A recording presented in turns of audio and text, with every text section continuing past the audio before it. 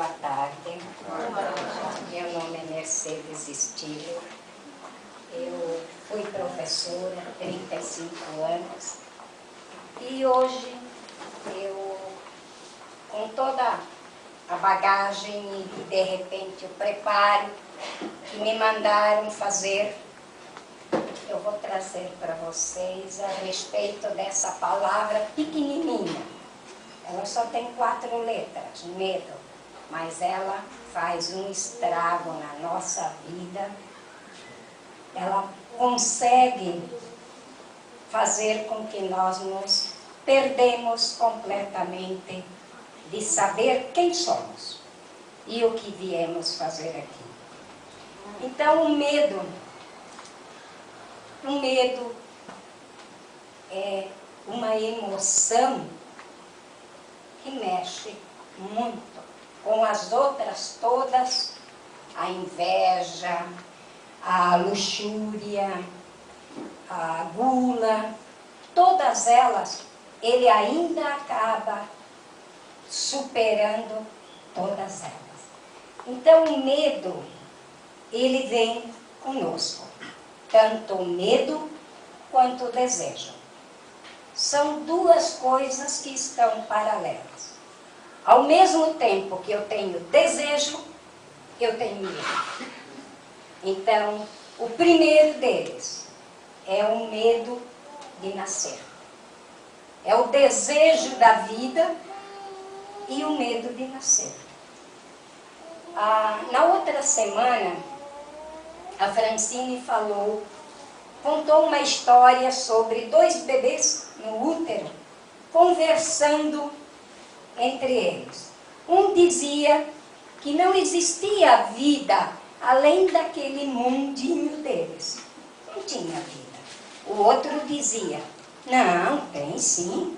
Tem uma vida maravilhosa lá fora nos esperando. O outro dizia, não,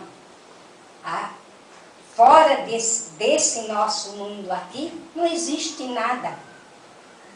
E os 2 ficaram discutindo entre eles o que era aquele outro mundo, que para eles o único mundo deles era o útero. Então, imaginem e se coloquem agora na situação desses 2 bebês tendo que nascer. Todos nós passamos por esse período. Ou pelo parto natural, normal, ou pela cesárea. Um dos 2 nós passamos. Então, ao mesmo tempo do nosso desejo de ir lá para fora, de conhecer esse mundo que está além do nosso mundinho, o medo de passar por aquele canal ou ser puxado numa cesárea. Então esse medo, às vezes, tem bebês que não passam por ele, que ficam ali. Então o desejo de viver está paralelo também. A partir do momento que eu nasci, eu já estou preparado para morrer. Morte e vida estão juntas. Elas não estão separadas. Vida e morte estão juntas. O segundo medo é aí, a criança nasceu, conseguiu superar esse medo, vem o outro desejo da mãe, de estar com a mãe, do afeto, do carinho, da atenção, de tudo.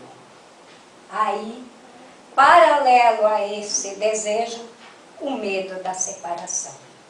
Como é que eu vou me separar da mãe? E aí, nesse ali, a mãe tem um papel. A mãe eu estou usando termo, porque hoje tem pai que também é a mãe. Quantos que são a mãe? Essa semana, inclusive, um rapaz ganhou na justiça o direito de ter a licença maternidade, porque a esposa morreu no parto e a mãe era ele agora, né? Então, tem essa também, não importa quem seja. Então, é o medo dessa separação.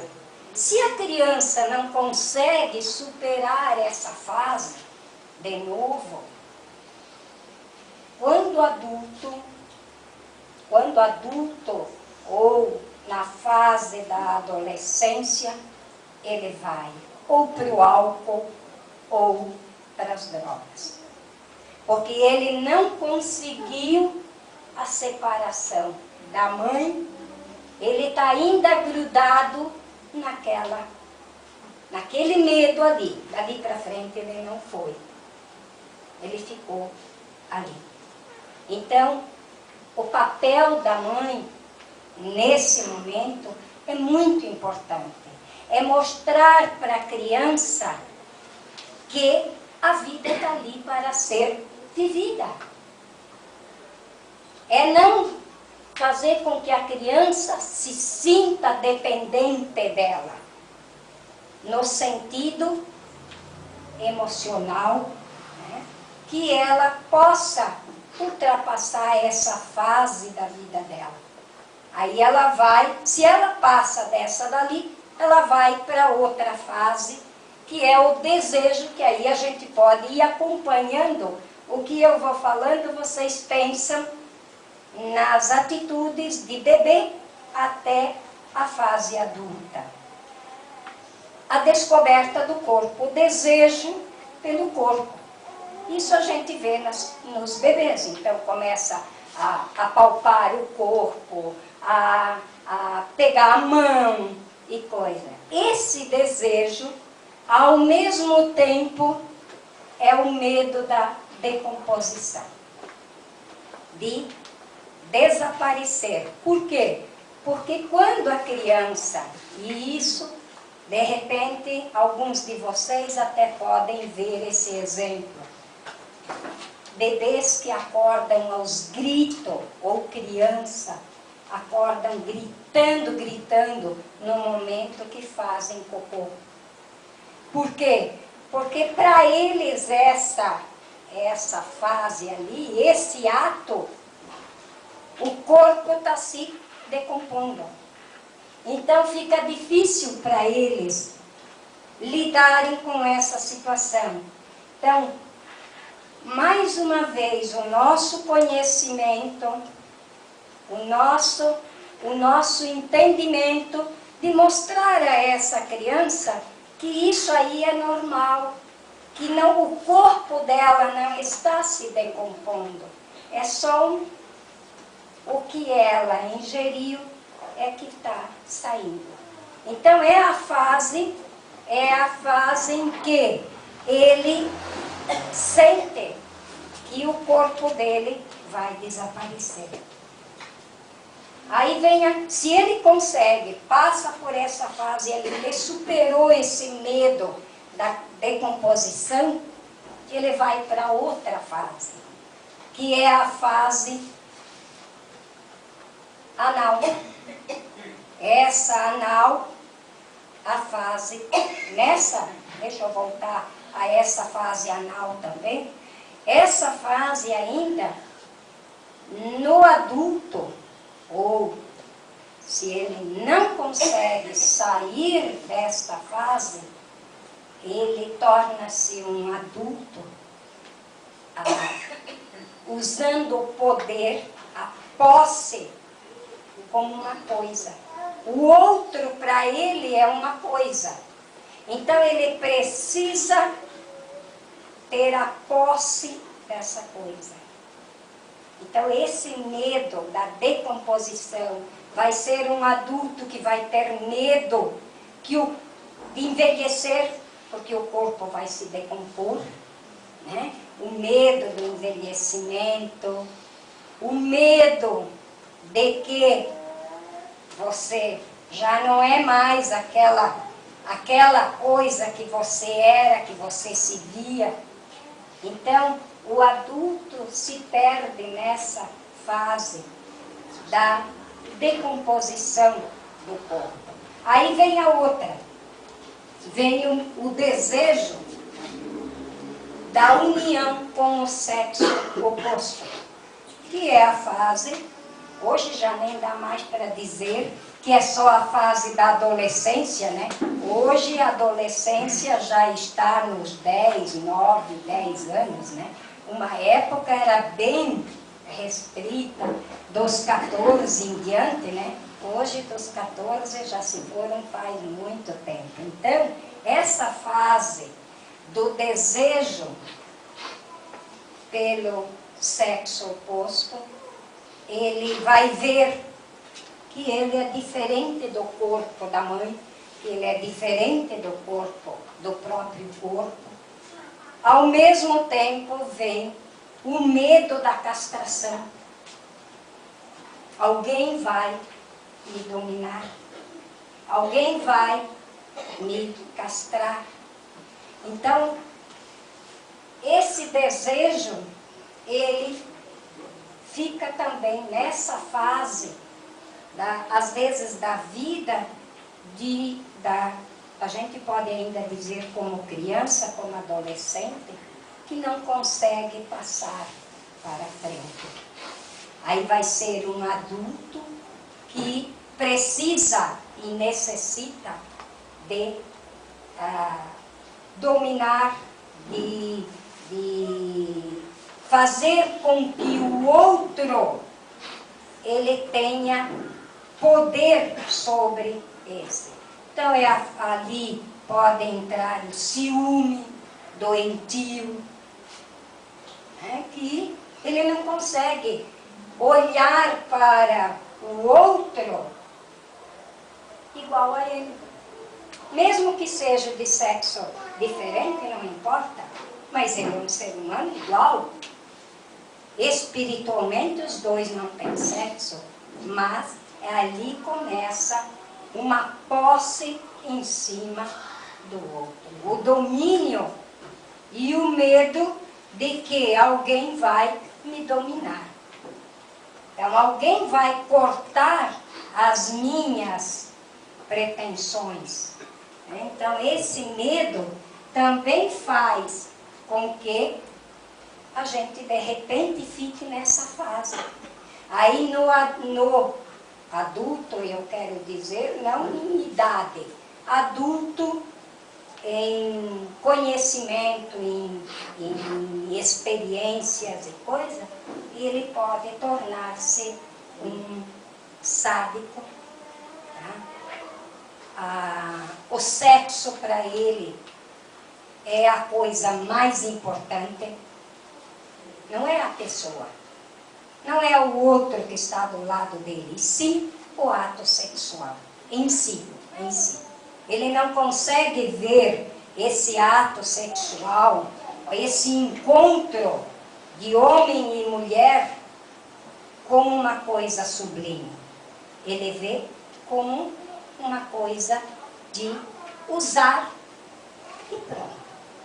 Então ele nunca vai estar satisfeito com nada.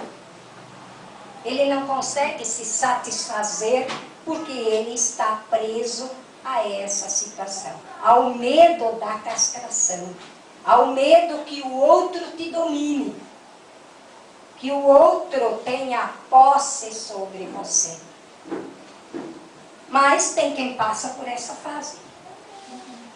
E vem o outro desejo, que é o desejo da imagem que os pais fazem de nós. É aquele desejo de eu ser como meu pai, como a minha mãe, ou que o meu pai e a minha mãe me vejam desta forma. Ao mesmo tempo surge o medo de não estar à altura do desejo ou das perspectivas que os pais têm dele próprio. Então ele se perde novamente nessa situação. né? O que será que o meu pai pensa de mim? O que será que a minha mãe pensa de mim? E começa nessa fase, daí a gente, dentro dessa fase, a adolescência, ou pode até mais para frente, os conflitos entre pais e mães, né? E esses conflitos é a coisa mais importante para que se supere esse medo da imagem que o meu pai faz de mim. O medo que eu não corresponda a essa imagem que o pai ou a mãe tem de mim. Então, esses conflitos vai mostrar que eu tenho ideia diferente da minha mãe e do meu pai, mas nem por isso eu deixo de gostar do meu pai e da minha mãe. Percebeu? Então, esses conflitos para o adolescente, para esta fase, é muito importante, porque ele vai ver que ele é maior do que aquele medo que ele tem dentro dele, que às vezes nem sempre é explicado. Que ele não vai explicar, ele não vai entender, ele não consegue colocar para fora esse medo. E nessa fase ele pode ficar também preso nessa fase ali, não conseguir ser uma pessoa livre, uma pessoa com autonomia, uma pessoa íntegra para ele, para os outros. Porque tudo o que nós fizermos, gente, tudo é de nós para o outro. Jamais, jamais é alguma coisa que vem do outro para ti. Jamais. Por exemplo, julgamento. O julgamento é meu, é da minha pessoa. Quando eu olho para alguém, um exemplo assim, eu olho para alguém na rua e penso assim, que mau gosto dessa pessoa se vestir. Eu não estou criticando a esta pessoa, eu estou criticando a mim. Por quê? Porque o julgamento é meu, não é da outra. Então é o meu julgamento. Quem eu estou vendo como a roupa ridícula? Eu. Porque alguém aqui presente tem condições de ir lá na farmácia tomar uma dose de julgamento? Ninguém toma. Por quê? Porque ele é nosso. Ele é interno. Ele é interno. Como o nosso medo. Ninguém vai lá na farmácia tomar uma dose de medo. Ninguém. Ele é nosso. Ele é interno. Ele está aqui dentro de nós. E quem é que tem que resolvê-lo? Quem tem que colocá-lo para fora? Quem tem que superá-lo? Somos nós. Ninguém vai poder fazer isto por você. Alguém pode te auxiliar para resolver, mas ninguém vai resolver por você. Ninguém.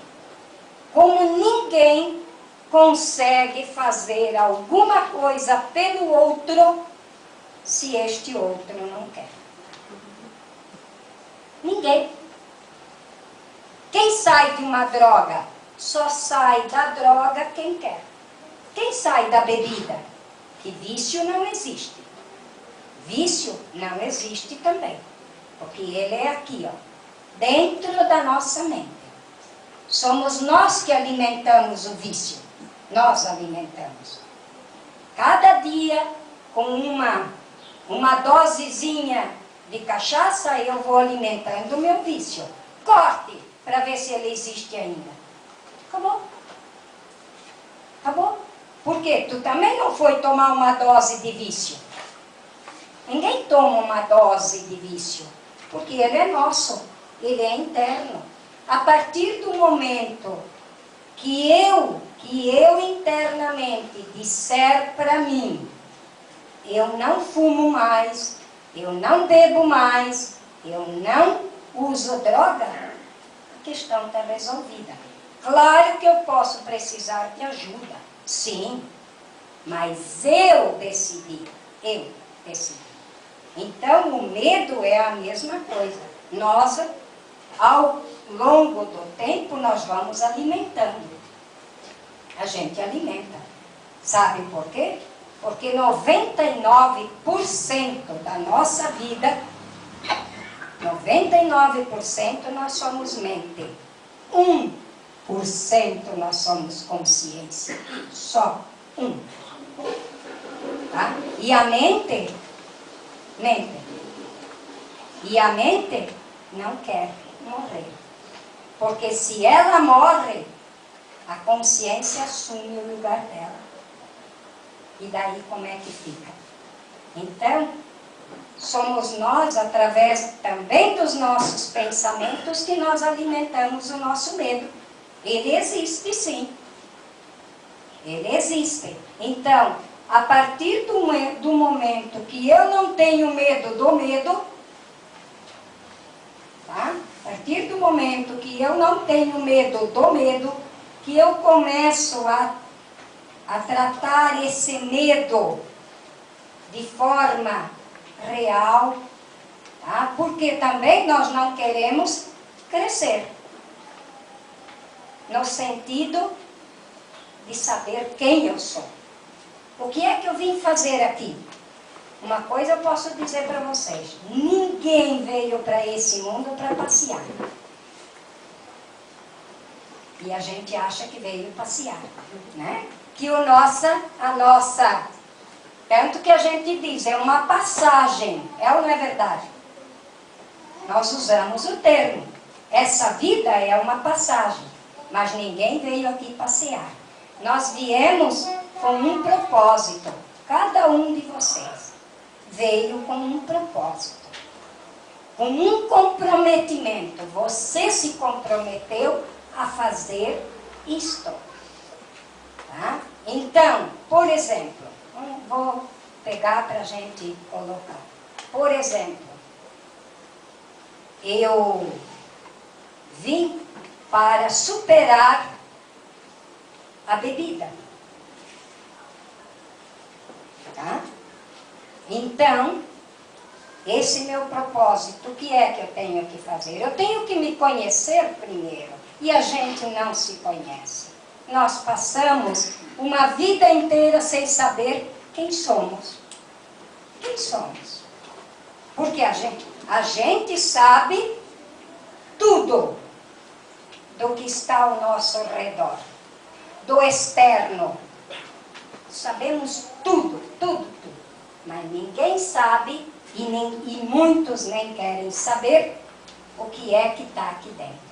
E tenham certeza absoluta de uma coisa: a doença é o reflexo do interno.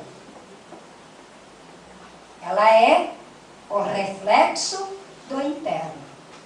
Quando vocês têm alguma coisa, perguntem para vocês aqui dentro: o que é que está fora de lugar? O que é que está desarmonizado que me deu essa doença? Um exemplo, um câncer. Ele não vem de graça. Ele não vem porque ele quer te castigar. Ele vem por quê? Pela tua desarmonia interna. Tá? Alguma coisa aqui dentro desencadeou ele aqui fora. Mas foi dentro primeiro, não foi fora. Não foi fora. O fora é o resultado do dentro. Qualquer coisa, olhem primeiro para dentro, que vocês vão achar a resposta. Tá? Porque pode, é a mesma coisa. Quem é que vai lá na farmácia tomar uma dose de câncer? Ninguém vai. Né? Mas ele vem. Ele vem quando? Quando você está. O teu interno está te dando um recado. Ei, olha para mim, olha para mim. Olha quem eu sou. Olha os meus desejos. Olha os meus desejos. Olha o que eu quero. Eu. O meu eu aqui dentro. Não o meu eu aqui fora. Que nós fizemos à vontade. Boa tarde. Meu nome é Mercedes Estílio. Eu fui professora há 35 anos. E hoje eu, com toda a bagagem e de repente o preparo que me mandaram fazer. Boa tarde. Meu nome é Mercedes Estílio. Eu fui professora há 35 anos. E hoje eu, com toda a bagagem e de repente o preparo que me mandaram fazer, eu vou trazer para vocês a respeito dessa palavra pequenininha. Ela só tem 4 letras, medo, mas ela faz um estrago na nossa vida. Ela consegue fazer com que nós nos perdemos completamente de saber quem somos e o que viemos fazer aqui. Então, o medo é uma emoção. Boa tarde. Meu nome é Mercedes Estílio. Eu fui professora há 35 anos. E hoje eu, com toda a bagagem e de repente o preparo que me mandaram fazer, eu vou trazer para vocês a respeito dessa palavra pequenininha. Ela só tem 4 letras, medo, mas ela faz um estrago na nossa vida. Ela consegue fazer com que nós nos perdemos completamente de saber quem somos e o que viemos fazer aqui. Então, o medo é uma emoção que mexe muito com as outras todas. Boa tarde. Meu nome é Mercedes Estílio. Eu fui professora há 35 anos. E hoje eu, com toda a bagagem e de repente o preparo que me mandaram fazer, eu vou trazer para vocês a respeito dessa palavra pequenininha. Ela só tem 4 letras, medo, mas ela faz um estrago na nossa vida. Ela consegue fazer com que nós nos perdemos completamente de saber quem somos e o que viemos fazer aqui. Então, o medo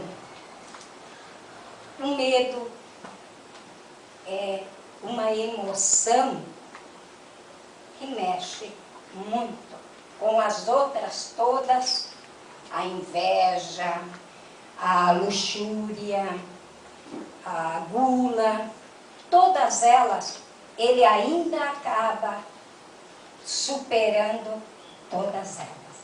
Então, o medo, ele vem conosco, tanto o medo quanto o desejo. São 2 coisas que estão paralelas. Ao mesmo tempo que eu tenho desejo, eu tenho medo. Então, o primeiro deles é o medo de nascer. É o desejo da vida e o medo de nascer. Na outra semana, a Francine contou uma história sobre 2 bebês no útero, conversando entre eles. Um dizia que não existia vida além daquele mundinho deles. Não tinha vida. O outro dizia Não, tem sim. Tem uma vida maravilhosa lá fora nos esperando. O outro dizia, não, fora desse nosso mundo aqui não existe nada. E os dois ficaram discutindo entre eles o que era aquele outro mundo, que para eles o único mundo deles era o útero. Então, imaginem e se coloquem agora na situação desses dois bebês tendo que nascer. Né? Todos nós passamos por esse período. Ou pelo parto natural, normal, ou pela cesárea. Um dos dois nós passamos.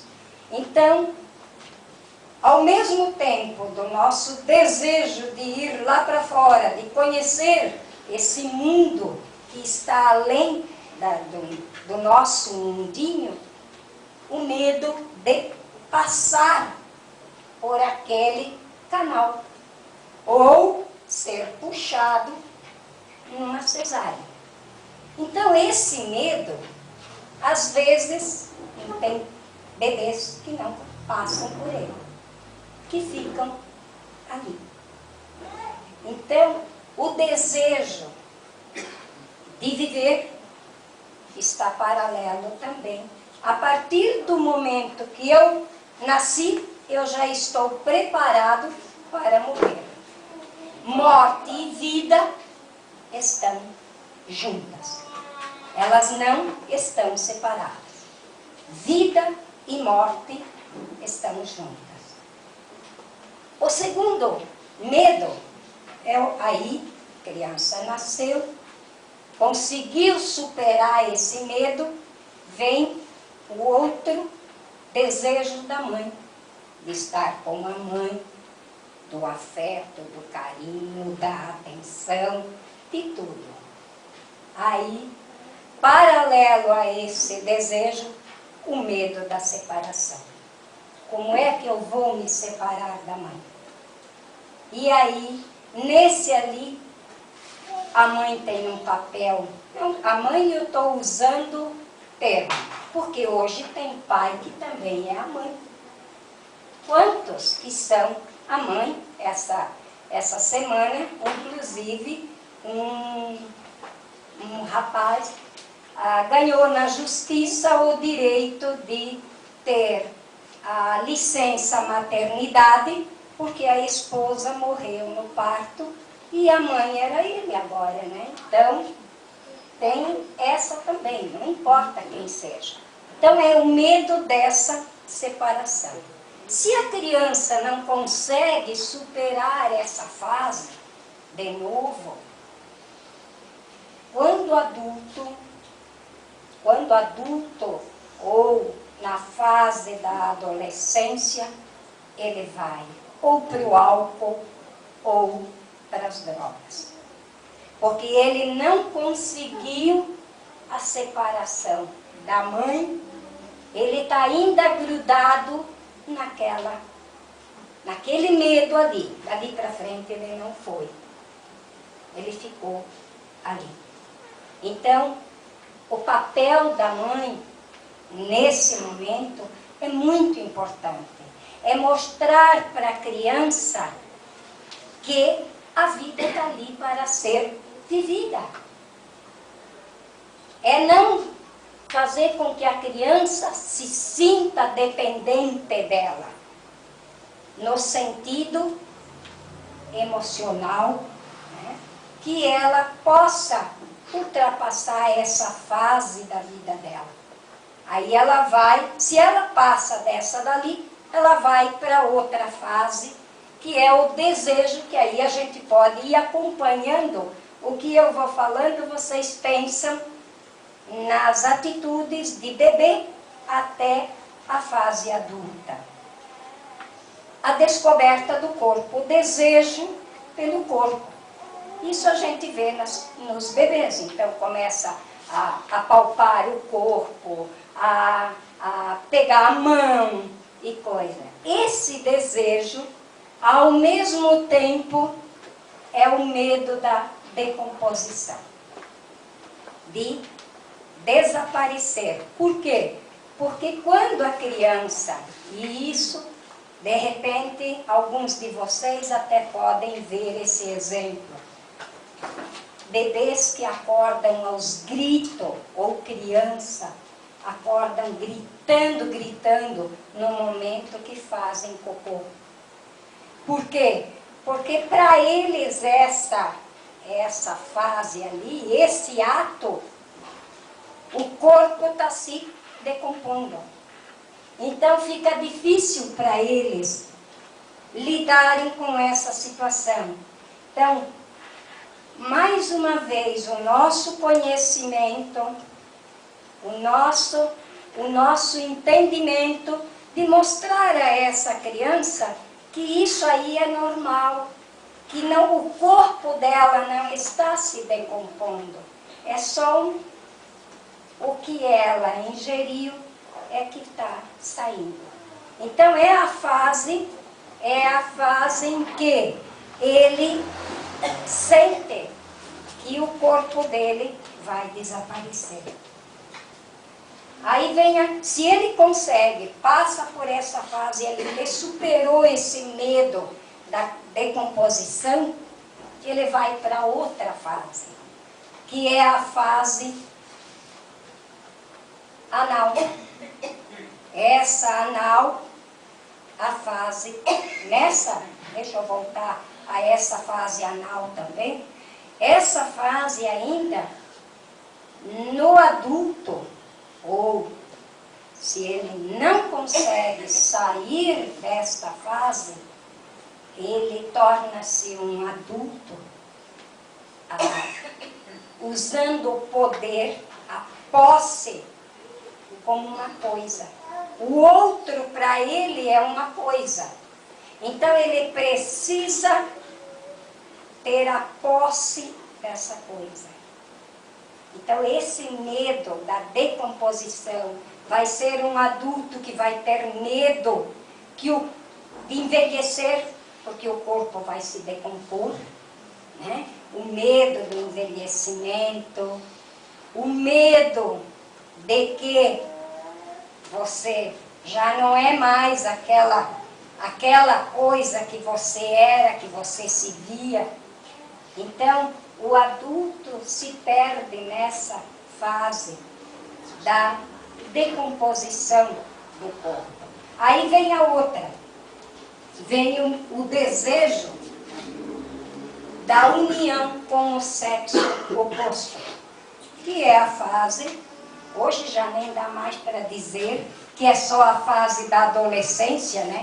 Hoje a adolescência já está nos 10, 9, 10 anos, né? Uma época era bem restrita, dos 14 em diante, né? Hoje dos 14 já se foram faz muito tempo. Então, essa fase do desejo pelo sexo oposto, ele vai ver que ele é diferente do corpo da mãe, que ele é diferente do corpo, do próprio corpo. Ao mesmo tempo vem o medo da castração. Alguém vai me dominar, alguém vai me castrar. Então, esse desejo, ele fica também nessa fase, às vezes da vida, a gente pode ainda dizer como criança, como adolescente, que não consegue passar para frente. Aí vai ser um adulto que precisa e necessita de dominar, de fazer com que o outro ele tenha poder sobre esse.